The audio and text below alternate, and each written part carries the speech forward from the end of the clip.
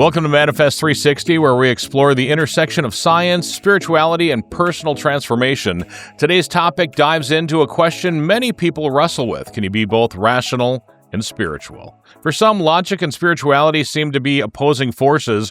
Rational thinking relies on evidence, facts, and observable outcomes. Spirituality thinking often embraces intuition, faith, energy, and experiences that can't always be measured with a microscope. In this episode, we'll be exploring the strengths and the limitations of both rational and spiritual thinking, how they influence manifestation, and how finding balance between the two can lead to a better decision, deeper fulfillment, and greater personal growth.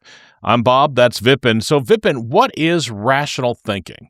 I think you described it pretty well. It's essentially utilizing our intellect for making decisions based on facts and data and information, things that we're certain about.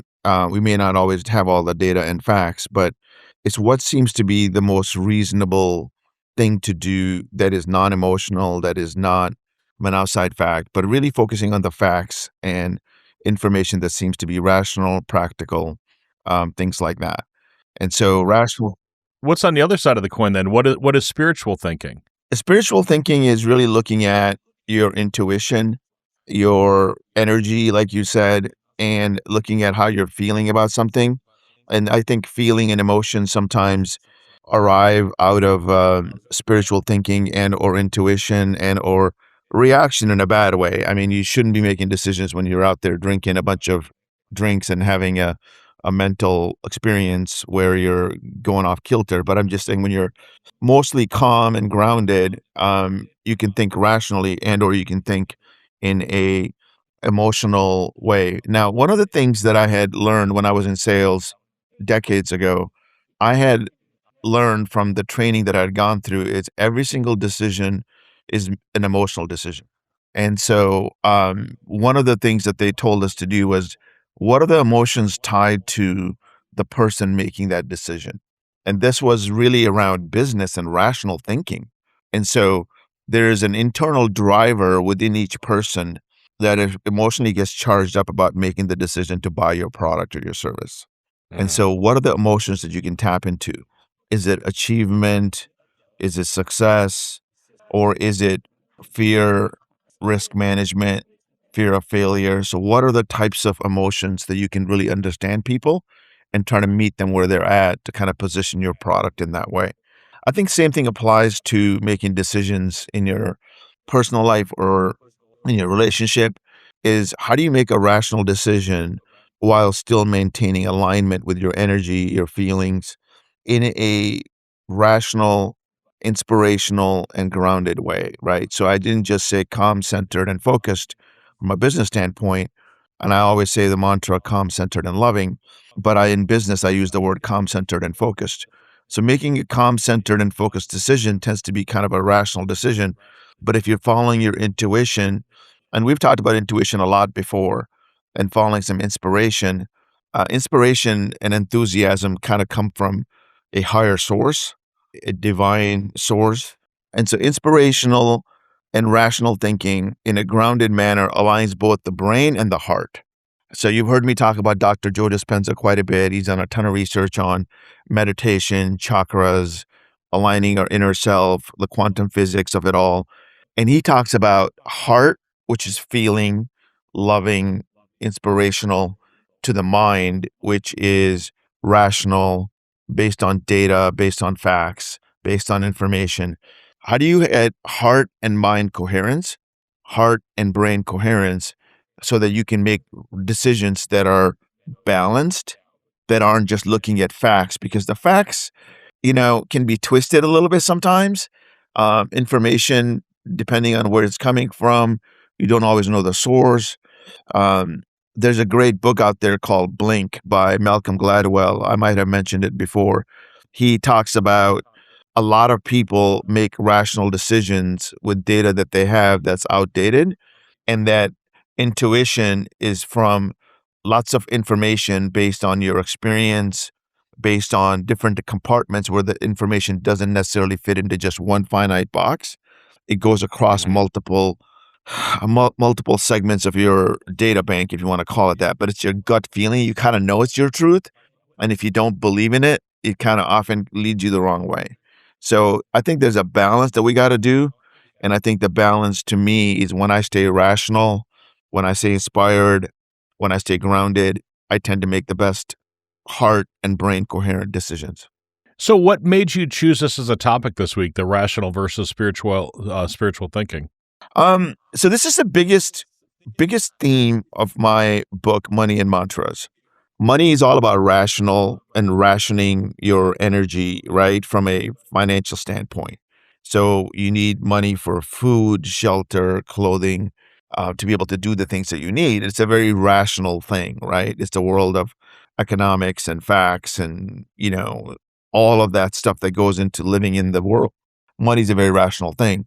The Oh, mantras yeah. is the spiritual experience on the other side. And people think it's money and mantras, not money versus mantras, right? It's not one or Mhm. the other. Is how do you It's combine the both two combined. together? It's both combined together. So how do we live instead of paradox of what you think you have to be rational to make money, or you have to be spiritual to be spiritual, and when you're spiritual, you can't make money. So it's something that I've been thinking about. I just finished couple of weeks ago my chapter on being grounded, and we had talked about that acceptance and stability and all of that stuff. And then I last night I finished my chapter on desire and creativity and how to feel alive, the sacral chakra. And so the sacral chakra really starts to look at the inspirational, spiritual part of it all, whereas the root chakra is all about root and stability. And so it's been a lot on my mind for the last month and a Mhm. half that I've been writing in detail about the book. And so for me, whatever's top of mind, I think about. I was like, well, that's what we should talk about today. Is that's what I feel the energy is guiding me, or the intuition is guiding me in that. So, how do you strike a balance between the two so that way you're not, living off in the spiritual life or not living, so that way you're more living more a grounded life rather than leaning too far right or too far left and, rational versus spiritual? Yeah, so like I said, it's not rational versus spiritual, it's rational and spiritual. And Well, so the way to do that, I think, is to, in a perfect world, you would meditate for an hour, you would pray, you would read the news, and let's say you're gonna make a decision on a stock. And so you're gonna make mhm. a decision on a stock and you gotta make a rational decision. What you might want to do is read all the financials of the stock or what the analysts are saying about that stock, where the industry is going, and all of that. And then from that standpoint, look at it intuitively. Do you understand the business? Is this a SpaceX rocket launch company that's going public, that's priced very high in the market? And is this something that you want to invest in? Or are you better off investing in something like Coca-Cola, where it's going to be consistent, it's going to continue to grow, it's going to be on food products. People aren't going to give up their Diet Coke habits or their Coke habits. They're going to keep drinking. They're going to keep buying water companies. They're going to keep buying juices, whatever that they do. That's solid Mhm. versus taking a huge risk on a SpaceX company that's highly valued. So you can follow your gut. You can simply say, God, spiritually speaking, space is the next frontier. And I really feel strongly about that. Whatever that tells you, that's your decision. But following your intuition after you have all the facts, after you have all the facts that you can get access to. So I think reading the financials of a company, realizing that, hey, space exploration is going to be a quadruple $1 trillion market because we're running out of finite resources here, and space is going to help us get there. Or satellite and communications is really important, and SpaceX has the market on that. So whatever your rational thinking is, look at the P&L statement, look at what the analysts are saying about that particular thing, and then based on that, make an inspirational slash intuitive decision, but still be grounded. Don't make the decision when you're all emotionally charged up or drunk or whatever. Be grounded, like you said. How do you make a grounded decision? So if you Right. take rational thinking and if you take inspirational thinking, you end up with grounded thinking. So when it comes to manifestation and all of this, I wonder if a lot of people realize that, manifestation not only takes, the vision or the thought of having that, outcome that you're looking for, but it Yep. also takes some action in order to get to that outcome that you're looking for. I think that because I've heard from a few people that do listen to our podcast. They said, "Well, I was thinking about this and it never happened." I said, "Well, what'd you do? Did you take Yeah, action?" exactly. Or it's just because you think you want to be a millionaire, you think you want to be successful at whatever it is that you're doing, and you're not taking action on that, how is it going to happen? I think that, things need to be actionable, and you both need to have the vision to do it as well, And you're Yeah. laughing, you're laughing when I said that. So you probably have had the same conversation with people as well when they're like, what the heck? Exactly. I mean, I think let's just take my example of my life. I I have wanted to manifest a lot. So we'll go back to 1998, 1997. I ended up getting a job offer from my same company, but moving to Seattle. I moved there in January of 1998. In 1992, I came to Seattle and loved it. It took me Mm-hmm. 6 years to manifest coming to this town, even though I had planned for it, I had visualized it. I was walking down this park and this meditating on this beautiful green waterfront park here in Seattle. I'd imagine myself living there. Now, I worked for a company in 1996 that gave me a sales territory of Montana, Idaho, and Utah, not even Mm-hmm. Oregon or California or Washington. And then a year later, they finally gave me some accounts in Northern California and Oregon. And somehow they let us have a free reign and they gave me the Microsoft account. And so I worked hard and I sold a product to Microsoft, one of their divisions. I took action. I believed in getting a deal done. I remember the guy that I ended up talking to, I think his name was Bill Bush. Bill was actually from Minnesota, and he was flying in one day from Seattle, had a layover to Minnesota, whatever. I actually met him at the airport, and talked to him about the business deal. So that's how Mm-hmm. important I took action to actually find out that he was traveling. I talked to his assistant. I went to the airport, had a meeting with him, and actually worked really, really hard for like 8 months and sold this $90,000 deal and at the time, $90,000 deal was a big one for me. It would go on Mm-hmm. that I would end up being asked by the Seattle division to come work in the Microsoft account a year later. And so it took me 6 years to get to Seattle. Now, so if you think you're just going to think and make something happen, but the 6 years can go by really fast. You know what I Oh, mean? it goes by so fast. Time Goes, time yeah, doesn't stand still. It just keeps plowing through, man. yeah, it totally does.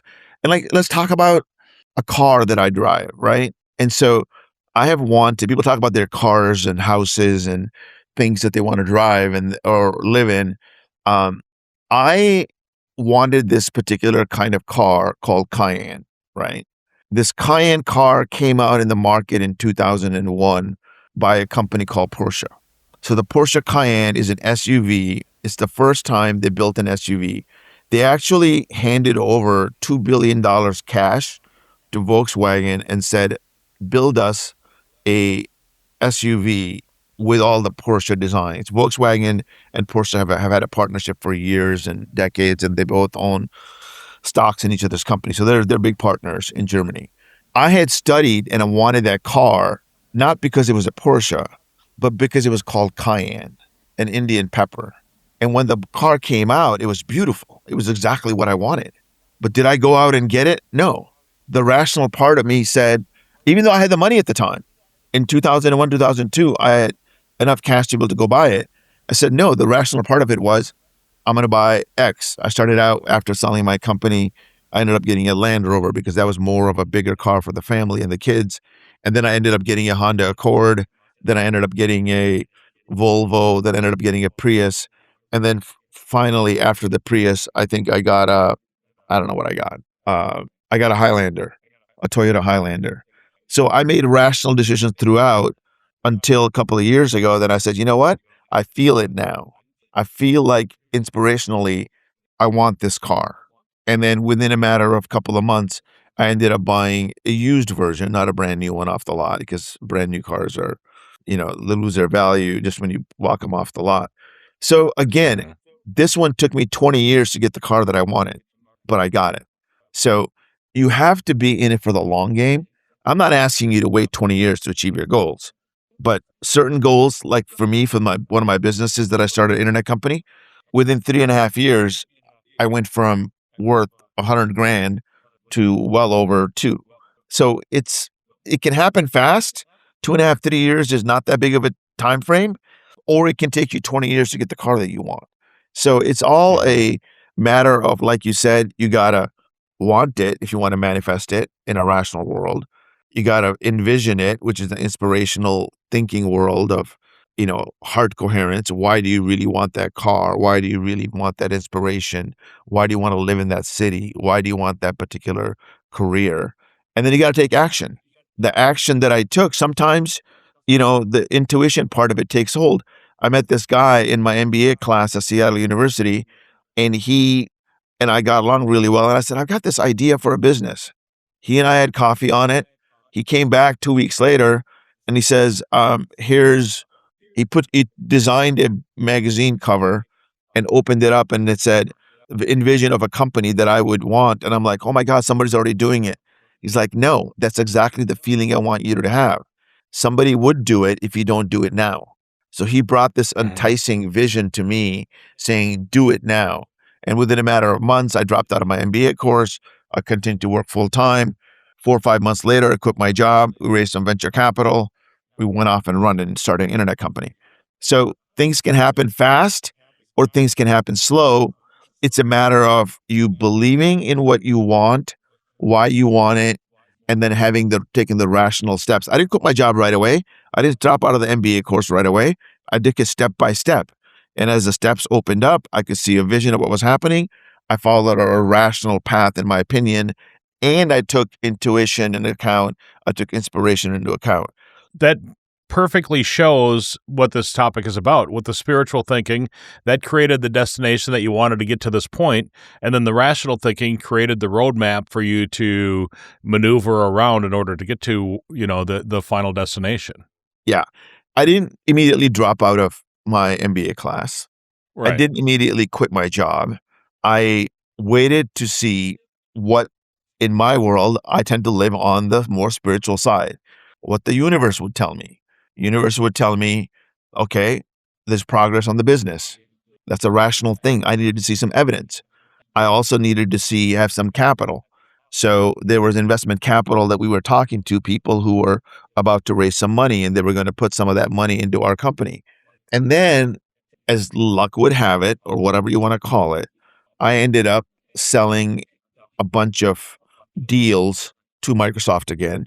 And I was an account manager for Microsoft at the time. And I ended up getting the biggest commission check of my life in May.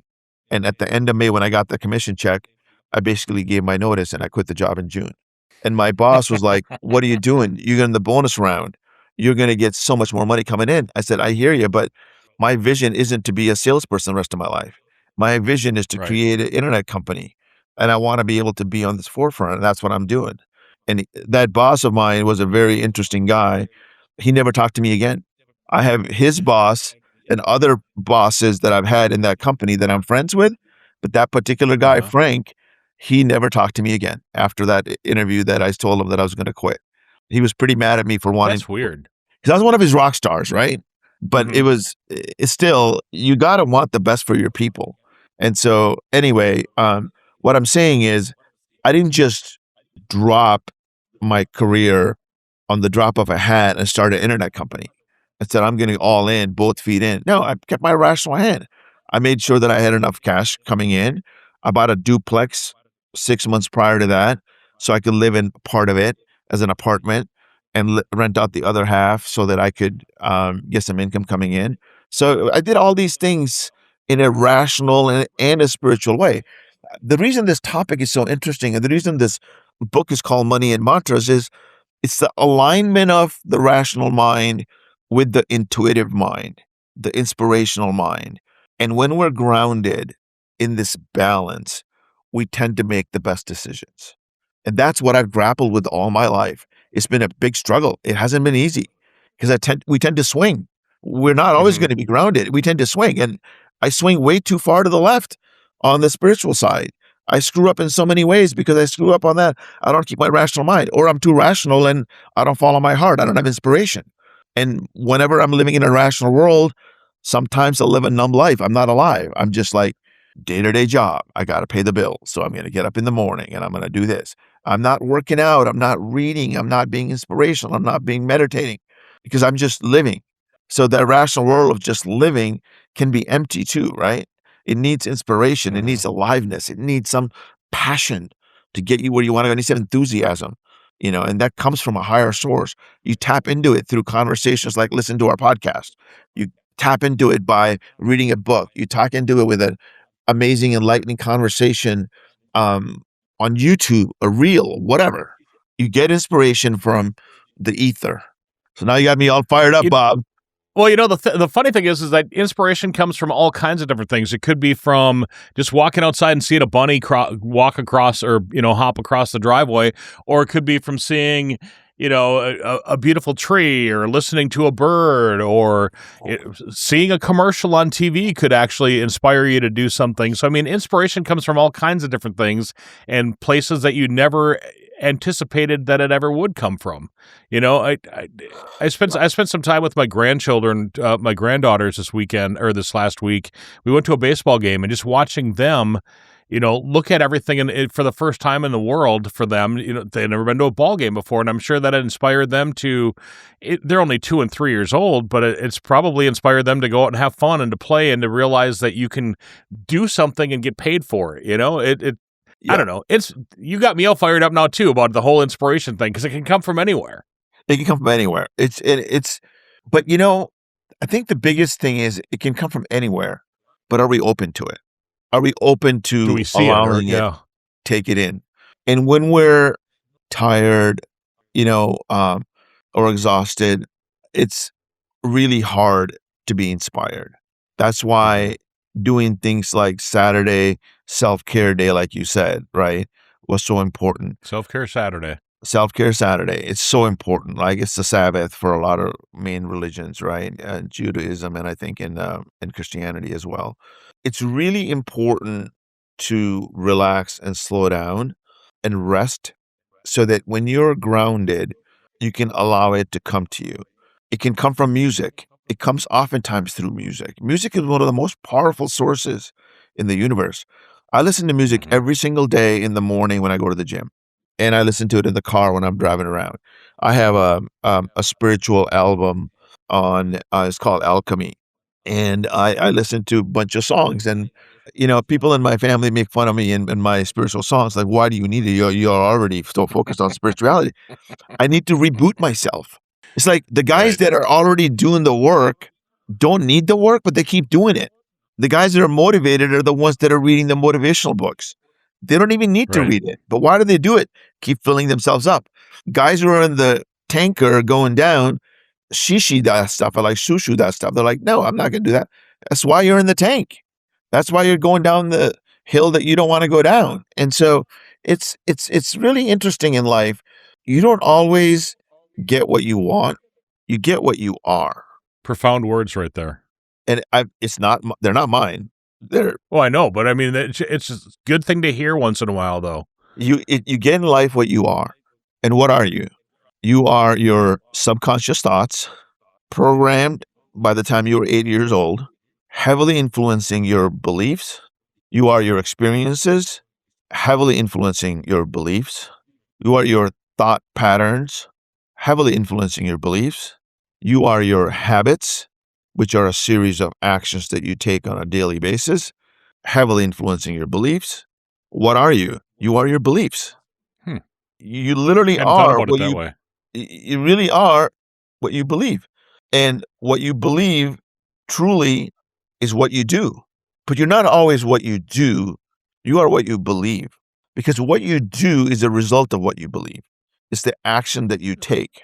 And ultimately, if you believe in the universe and you're connected to the universe and you're connected to a higher power, a higher source, a higher energy somewhere, and you believe in universal love and you believe in kindness and compassion and you believe in these things and you want to put that out in the world, you're going to be at a different vibration level that somebody who believes in greed and money and accumulating a bunch of, financial assets. They're going to look at things from a different perspective. And doesn't mean that they're wrong. It just means that they look at things in a way that's just finite.